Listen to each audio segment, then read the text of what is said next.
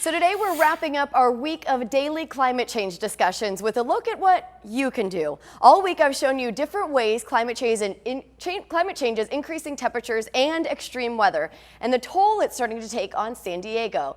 Let's start with where the primary sources of greenhouse gases come from.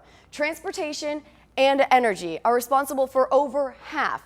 Data shows going green helps. Energy-efficient appliances and products have kept 2.3 billion tons of carbon dioxide out of the air since 1987. It takes a lot of energy to pump, heat, and treat water. Washing clothes with cold water and hang drying conserves energy. And the EPA estimates that if only 1% of American homes were retrofitted with water-efficient fixtures, it would avoid 80,000 tons of global warming pollution per year. Drive less or invest in a hybrid. Using car share or public transit helps reduce carbon emissions, and scientists say lawmakers need to change policies to make a difference. One policy that would help dramatically would be the introduction of a carbon tax. And the idea here is that instead of taxing good things like property and income, we could be taxing bad things like pollution and carbon emissions.